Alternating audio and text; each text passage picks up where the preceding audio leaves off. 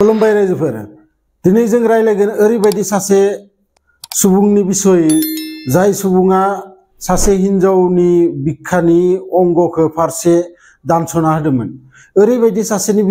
मानसिनि बिसय रायलायगोन जाय मानसिया सासे हिनजावखौ गावनि सना आरो आसिथामखौ बिनायाव होयैनि थाखाय बिनि आसि थाइसे आरो खोमा फारसे दानसना होदोंमोन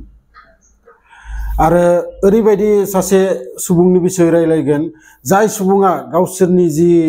एरिया जि गामि बै गामि गासै हिनजावफोरखौबो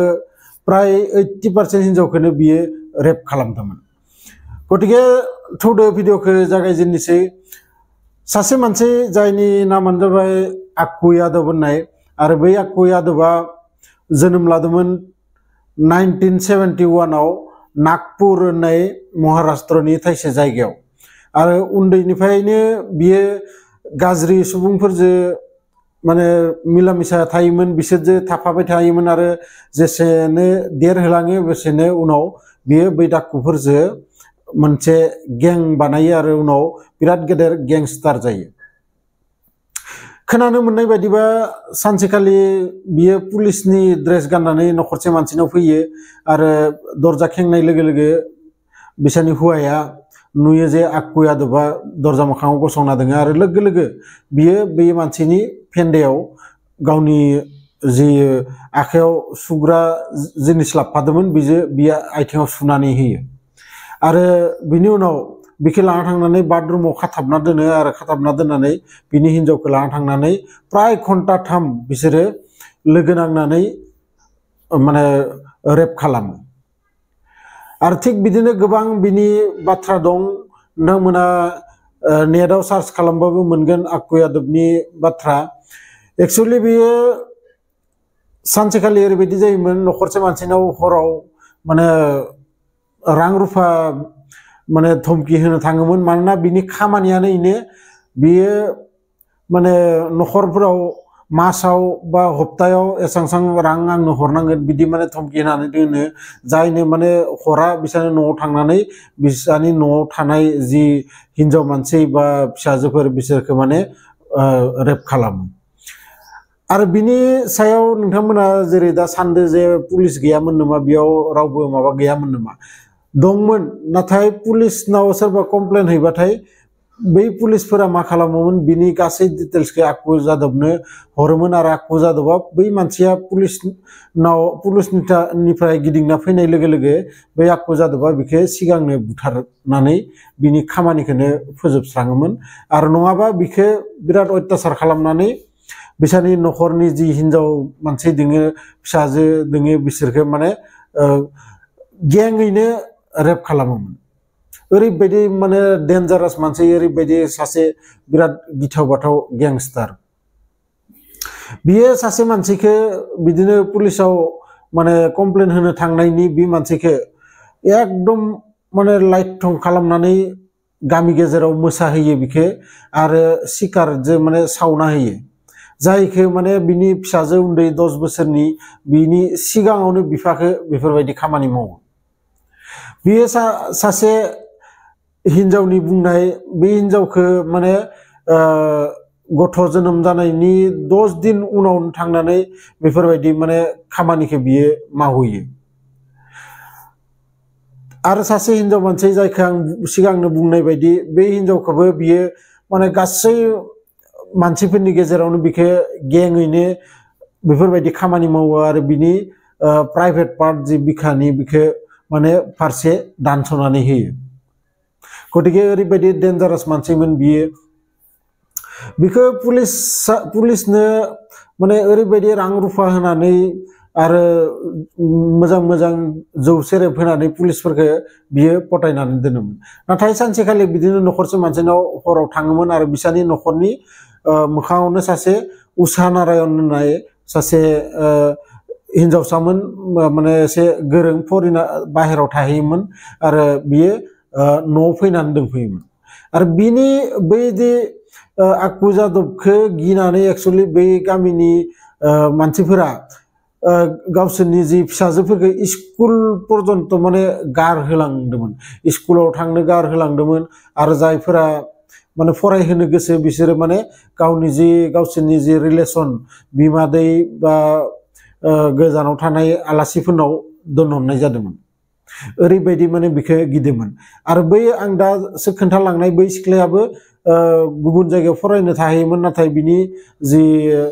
भेकेसनमोन माने बन्दनि समाव बियो न'आव फैनानै थाफैदोंमोन आरो न'आव फैनानै थाफैनायाव नुयो जे बिसानि न' मोखाङाव न'खरसे मानसिनाव आखु जादोंबा गोबांथार मानसि लाबोनानै अत्याचार खालामनानै गालाङो आरो बिसोरो थांखांनायनि उनाव बै सिख्ला गथ'आ थाङो बिसोरनि न'आव आरो थांनानै बुङो जे मानो पुलिसनो खबर हराखै मानो पुलिसजों जेबो माबायाखै आरो बिदि बुंनायाव बिसा गिनानै जेब्ला जेबो माने पुलिसनो इनफर्म हरासै अब्ला बि गावानो हारसिंनो फन हरनानै पुलिसनो फन हरदोंमोन आरो बे बाथ्राखौ माबोरैबा आखु जादोंबा मिथियो आरो मिथिनानै अखानायै मोनायाव बै सिख्लानि न'आव फैयो आरो न'आव फैनायाव सिख्लाया एक्चुअलि दरजाखौ सिंखिजा बन्द खालामना दोन्दोंमोन नाथाय बै आखु जादोबनि मानसिफोरा गोबां सेफायनो सेस्था खालामोमोन आरो सेस्था खालामबाय थानायावनो पुलिसनोबो बै सिख्लाया फन हरबाय थायोमोन नाथाय पुलिसा फैगोन होननानै मोनफैया आरो मोनफैयाव बियो उपाय गैयैयाव गावसानि न'नि जि सिलिन्डार दंमोन सिलिन्डारखौ खुलिनानै दोनो आरो माने न' सिंनिफ्रायनो बुंहरो नोंसोरो जुदि फैयोबाथाय न' सिङाव हाबफैयोबाथाय आंथ' थैगोन लोगोसे नोंसोरखौबो लाफानानै थैगोन आं गेसखौ खुलिनानै होदो देस्लाल' जालायनो बाखि आरो बिदि बुंनायाव फार्स्टआवथ' आखु जादोंबा बिश्वास खालामाखैमोन नाथाय उनाव जेब्ला गेसनि मोनामनाय मोनो बिनि उनाव बिसोरो बै जायगाखौ गारनानै थाङो आरो बे खालिनिफ्रायनो मोनसे माने ओरैबायदि मानसिफोरनि गोसोआ माने जि गिनायदोंमोन बै गिनाया खारो आरो बै सिख्लाया गासै गामिनि मानसिफोरखौनो लोगो हमनानै लेंहरनानै बुङो जे नोंथांमोना गासैबो ज' जाबासो बे रायखसनिफ्राय नोंथांमोना देरहानो हागोन नङाबा नोंथांमोना गिनानै थाबाय थाबा जेब्लाबो बिदि माने नोंथांमोना देरहानो हानाय नङा बियो बिदिनो नोंथांमोनखौ अत्याचार खालामबायानो थागोन आरो बिदि बुंनायाव गासै मानसिफोराबो खालि ओंखारलाङो आरो ओंखारलांनानै आखु जादबखौ खोब होसो बुयो बिसोरनि न'आव अरबो लगायना होयो न'खौ सेफायजोबना होयो नाथाय आखु जादबा मा खालामो खारलांनानै बियो पुलिसनाव माने हमजाहैयो आरो पुलिसनो हमजाहैनायाव थायो मास मोनसेसो थानायनि उनाव आरोबाव बियो ओंखारबोफिननायाव बै जि सिख्ला उषा नारायण होननाय बै उषा नारायण होननाया गासै मानसिखौबो लेंहरनानै गांसे गेदेर एप्लिकेसन कमप्लेन माने पुलिसनो लिरनानै होयो आरो हैनायाव उपाय गैया जायो बिसोरो इमान गोबां मानसिनि साइन लानानै हैनायाव बिसोरो माने उपाय गैयैयाव आखु जादबखौ एरेस्ट खालामनो लागा बाध्य जायो आरो बाध्य जानानै मास मोनसेसो उनाव आरो खोनाबावो जे कर्टआ माने बिखौ जामिनाव हगारगोन होननानै गासै मानसिफोराबो खोनायो आरो खोनानायाव जिखालि कर्टनि माने जि रिजाल्ट कर्टनि जि फेस्ला होगोन बिखालि प्राय 200 जन हिनजावफोरानो न'निफ्राय मैगं हाग्रा जि सिखा आरो लोगोसे आलु गुन्दै आखायाव लानानै बै कर्ट रुमाव जनानै थाहैयो प्राय 2:30 बाजियालागै आरो 2:30 बाजा जानाय लोगो लोगो बै